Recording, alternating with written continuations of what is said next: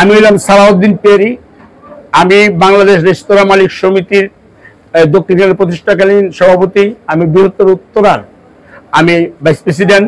আমি বাংলাদেশ মাজার কমিটিতে আছি, বিভিন্ন সংগঠনে আছি। আমি আমার ঢাকা শহরে একটা জায়গা নেই। আমি আদর্শের রাজনীতি করি। আমি গরিব দুঃখী মানুষ নিয়ে আমি চলি। বিএনপির পদ আছে, আমার উপজেলাও আছে। আমি বর্তমান বাংলাদেশ জাতীয়তাবাদী মোটর চালক দলের কেন্দ্রীয় কমিটির ভাইস প্রেসিডেন্ট। আমি সাবেক অনেক কমিটিতে আছি। কয়টা বলবো? এটা 90 গণ আন্দোলনের পর আমাদের 91 সালে আমাদের নেত্রী বেগম খালেদা জিয়া এই আসন থেকে নির্বাচন করেছেন। বিপুল ভোটে জয় হয়েছেন। এরপর উপনির্বাচনে মেজর কামরুল সাহেব আসছেন। এরপরও এখানে আমাদের দুইবার মেজর কামরুল সাহেব এমপি ছিলেন।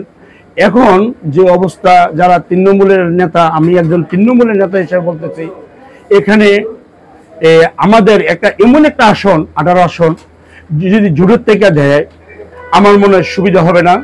কিন্তু আমাদের বিএনপি যারা বারবার কারা নির্যাতিত নেতা, আমি 13 সালে জেল খেটছি, আমি 18 সালেও জেল খেটছি।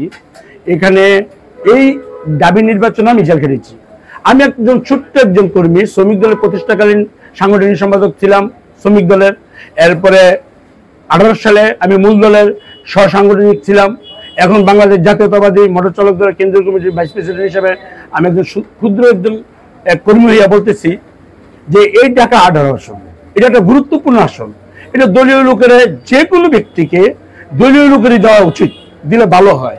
কিন্তু জোট থেকে যেভাবে চাচ্ছে, আমাদের তৃণমূলের নেতারা আমরা অনেক অসহায় আসছি যে এখানে যদি এই মুহূর্তে যদি একটা ডিক্লারেশন দেওয়া দেয় যে এই মুহূর্তে দিয়ে দিলাম আমাদের বিএনপি থেকে, তাইলে মনে হয় আমরা অনেক লাভবান হইতাম। ঢাকা 18 আসন আমি আগেও বলেছি, এটা বেগম জিয়ার আসন।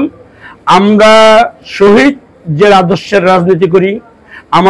আমার নেতা ছিলেন, বাংলাদেশের একজন মেজর ছিলেন, সেনাপ্রধান ছিলেন, প্রেসিডেন্ট ছিলেন।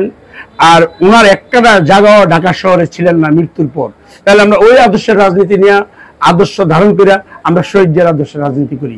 অতএব এই আসন বিএনপির আসন।